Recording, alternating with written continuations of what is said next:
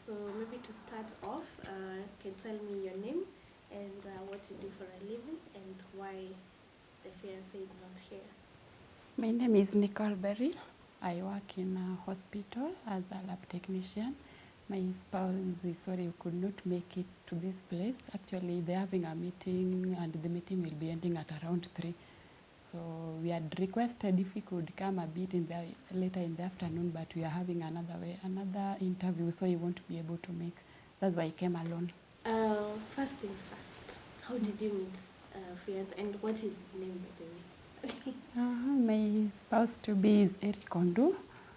Actually, when we first met, we met in church. He was with a pastor, his friend. Then we met, we just say hi to each other, we went, and then actually my wedding was a prophecy. So when I met him, he was like, my name is Eric. I was like, your name is Eric, okay. I'm Nicole. Then I'm like, I'm with my friend, so and so, we are going home. I said, okay, fine. Then they just went like that. Then my pastor came to ask me, did you meet so and so? Then I was like, so and so, who is so and so? I had given you a prophecy that you'll get married to somebody like this and that. Yes. Did you meet him? Nikambia, no. No, somebody talked to you in church the other time. So then I said, oh, that one. And then that one was my patient. He used to come there, like he worked in ICA Lions.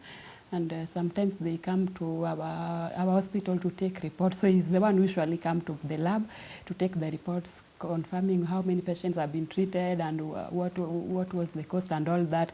So I said, oh, that one is my patient. I met him here. That one is the one we are talking. So I didn't take it serious. So after some time, we got to know each other more. He was a friend to a friend of mine. The friend of mine is pastor, so we could meet through the pastor. Then we got along. What does he specialize in? How does he come in to do the reports? What's his job description? He's a manager in ICA, so they usually follow everything step by step from the staffs, what they are doing, how much they have spent, because they are the ones going through the reports. Okay, so you just said that meeting him was a prophecy. From who and where and which church and yeah. Sorry. Okay, my church is Jesus Lives Ministry. It is in Hurlingham. By Prophetess Grace Dalizo is our pastor. So I went to that church like 3 years ago. Then after 1 year, I was given a prophecy that I'll get married to such and such a person. So after 2 years, when now we are meeting with this person, I was like, oh, maybe this is true. So the prophetess had given me that prophecy. But which is this person? This is Prophetess Grace Dalisu. She had given me a prophecy that I'll get married to. So that was Eric Ondu. And then even explained where he's working. He's working in ICA. He's coming from such a place. So when we met and he was like, I work in ICA, then the prophetess came to ask me again, did you meet the person? And I was not even remembering that was a prophecy given in 2-3 years ago. So I was like, no, I didn't see him. Then she was explaining these looks like this. You met this person in church. Then I said, oh, that one I saw. The one with Pastor, the friend's name is Pastor Solomon. So I was like, oh, the friend to Pastor Solomon, that is my client.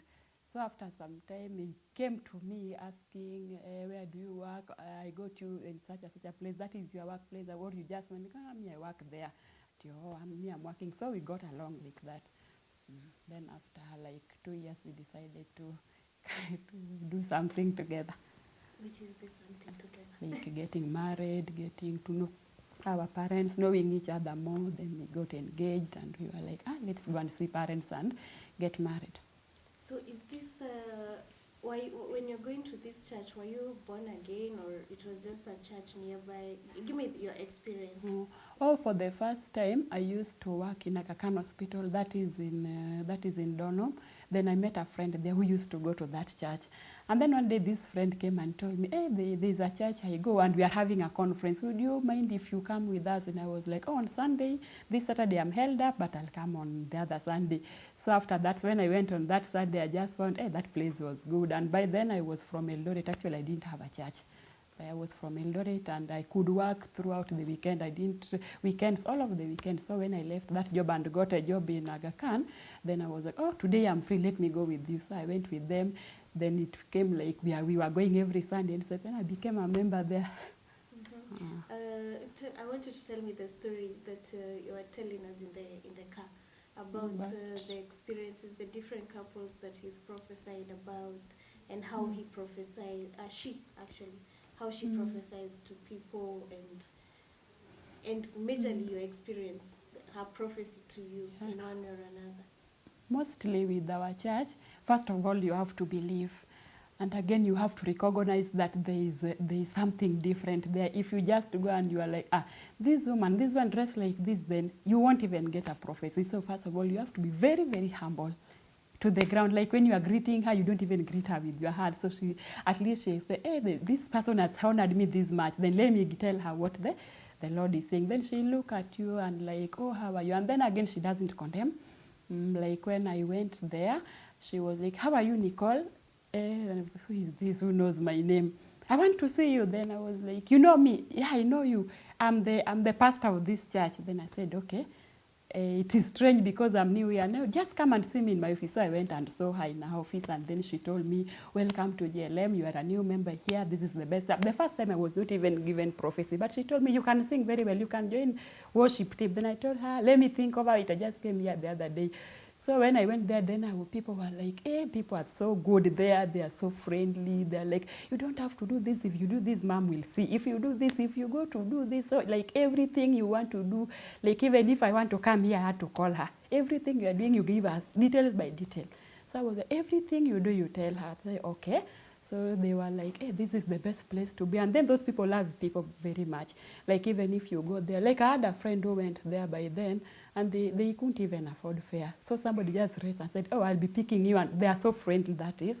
So they welcomed me, and the youth church, they are so friendly. Like if you go in the morning, they have some things they're doing there. So I was actually interested to see what is in this church. Why are people so many like this, and these people, like when the mom wakes up to even to preach, people are already clearly. Then I was like, are these people being paid? Then I also wanted to know what is going on in this church. Why are people just happy and people are so blessed? And then somebody told me the secret is you have to be very humble. You have to believe. And again, you have to be very faithful. Like you tell the truth. And if she says, she directs you, you do it the way. Like if people are going to church at 6, mostly we do our services very early as 6 because people are going to work. We have like trumpet services like today, every end month. We go very early. You must attend. So you just have to be very faithful. If she tells you something, just follow it and don't collide. I mean, like you can't go to a bar and then tomorrow you go to church. She won't tell you you went to a bar, but but after some time she'll tell you, of course. So I found, I'd been in these other churches, of course, but they could preach, you don't do this, you dress like this, I don't like this short clothes. And then at night, these people are the people dancing there. So how I got it was a bit different because even if you hide, like when I went there, I was in very long clothes. And then she was like, madam, it is like this, and this is what you've been doing. Then I said, okay, yeah, that is true. What are those things you were doing? Like, I'm very good dancer. I like dancing. I used to be Miss Eldoret Polytechnic, so I love dancing. That was not drinking. And then she was like, I see your boy in the bar. Yes, I got to, bye, and you are very beautiful. Then I was like, oh, no, I just like dancing. Yeah, but I don't see you doing anything wrong there.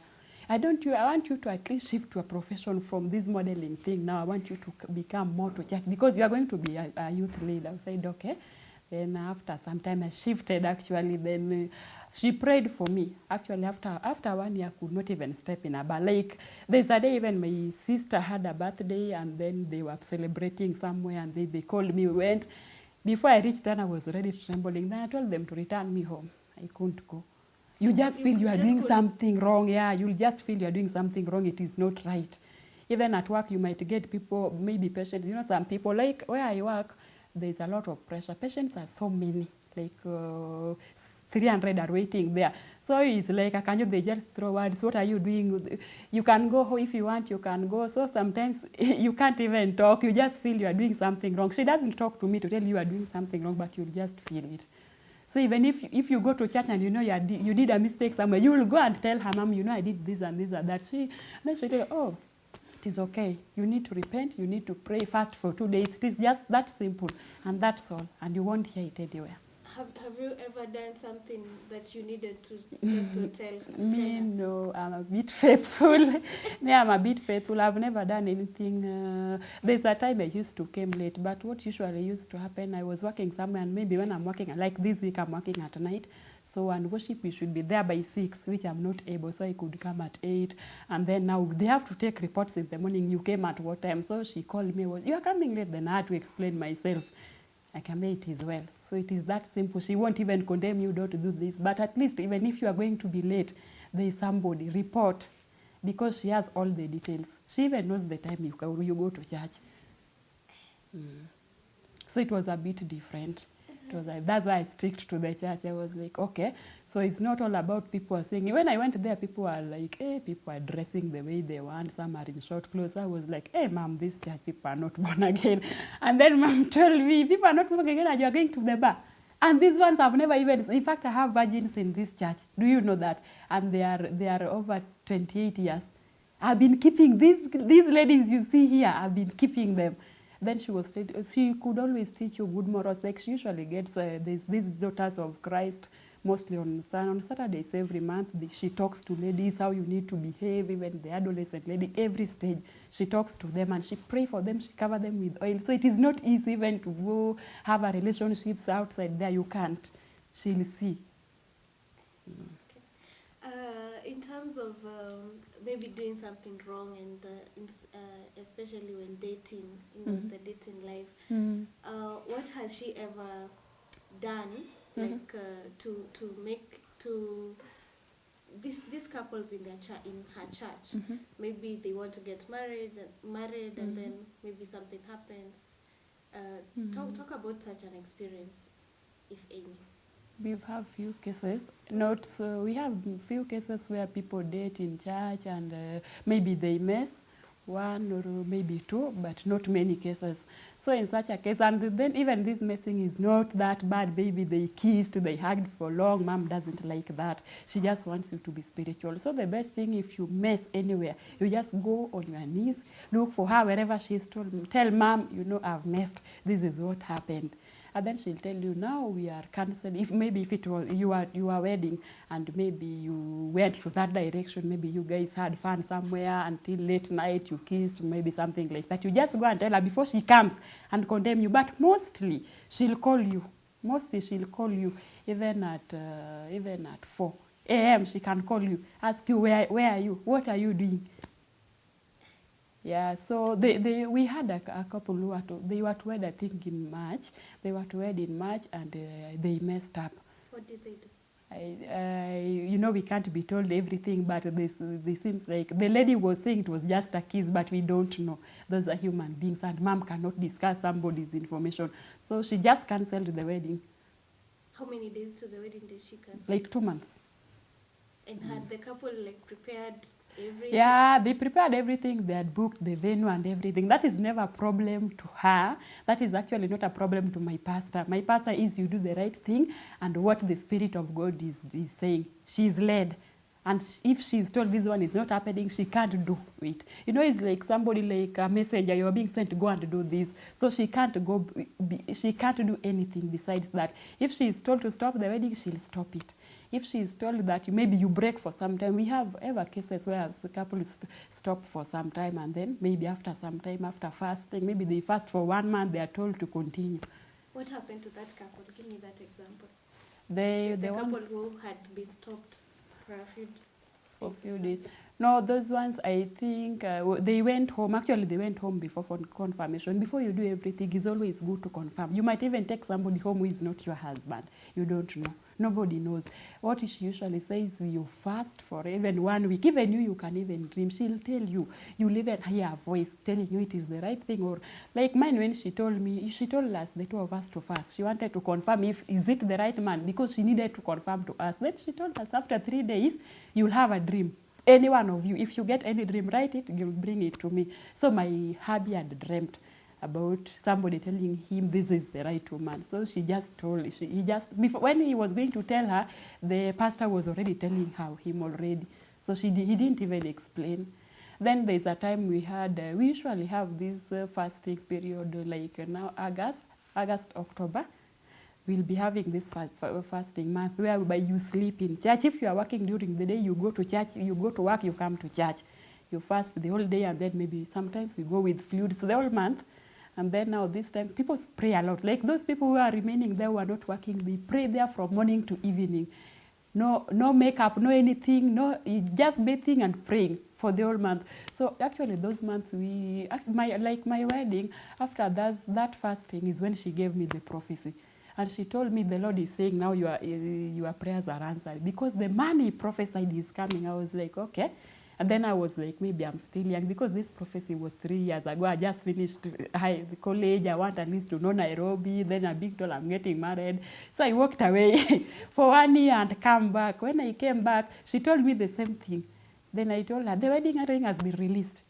That was a trumpet service. We usually have it every month, very early in the morning on fast, like today. The wedding has been released, and the Lord is saying your wedding in August 8th. And the garden is Langata. She gave you all those details. Yeah. That was 3 years ago. So I was like, where is this Langata? And I didn't even know. I was just from Eldoret the other day. Then I said, this woman, no. You know, when you're coming from for the first time, and then maybe you're looking at her, she's very beautiful there. You think, this one is joking. So I took it like a joke. I went. Because I was just brought by a friend, I went. Then after some time, she called me. There's a day she called me. I was already back in Eldoret. When I came, I went to see her. She told me, you got lost from me. But I knew you were coming back because I see your wedding in this church. In fact, your wedding can never be a garden wedding. You will come here first. People will go to garden, but you must come here. Because because that prophecy was given by her on trumpet service. So she was saying, my wedding must be in church. I said, Mom, it is okay. It is well. That is what. Always you just say it is okay and you say thanks. You don't contradict her statements, because that is what you will do. And what if she tells you of a venue that you're not able to pay for? No, she can't tell you a venue. You know, I said she's a prophet. She can see. So like when actually sometimes we have some donation, like we are having a conference, we are doing a lot. The pastor is being brought from Ghana, the prof is being brought. We are doing a lot. So she'll just tell you, just ask her, Mom, how much should I bring? She knows you are running 50,000. She'll tell you bring half of your salary, which is 25,000. Although she can tell you to bring the whole salary. She and then knows. What will I eat when I give the whole salary? We work with faith. There's a time I gave my whole salary and my house was paid. Talk about that situation. Talk about that. No, that one she didn't tell me. But she didn't tell me. You know, I was praying for a better job where I could not work on Sundays. I wanted to go to church on Sundays, and my job mostly in hospital. I must work on maybe over the weekend. So I'd really been praying for that. So when I promised my God, if I get this job, the first salary I'll give it to church. I didn't want to know where I'll get my rent and all. But immediately I got my salary, I took it all to church. And I didn't even tell her. But I had her mentioning it some days later. You are very faithful to God. There's a time you gave whole of your salary. I said, Mom, yes. And I didn't tell her because I don't even write how much I've given. I don't even write my name on that basha. So you just give type. I didn't say specify. And then my brother from Sweden paid my rent. He called and said, hi sis, how are you? I'm fine. Where are you? And then I told him, you wanted to go to driving school? Nikamwambia, yes, okay, I'll be giving you some cash on Friday. Then he sent the whole amount. Actually, it was with 30K on top. So that was good. I had faith that my rent will be paid. Yeah. It is that simple. You believe and it happens. You can never go wrong. And okay, let's go. At least give me an insight on what Eric is saying about all this. When actually you mentioned of meeting and how the church works, just give me an insight of Eric insight with. Yeah. Okay, my hubby, the first time we are meeting is already in church. It's being brought by a friend, Pastor Solomon, but he just came for the conference. We had a conference, so he went back. And then we had been talking about, this church, prophetess. I'm like, hey, you are in worship. Hey, those worship ladies, you are going through a lot. Then I asked him, why? You go to church at 6. And you're being called like that. So a man should not even touch you. And then I told him, even you, when you'll be dating in that church, I didn't know he's going to my husband. You don't touch ladies. If you touch, you'll be sent away. And how will she see? Then I told him, it's okay. Let's wait and see. So it was just like that. And then sometimes he was like, this church, I like this church with one thing. People are very faithful.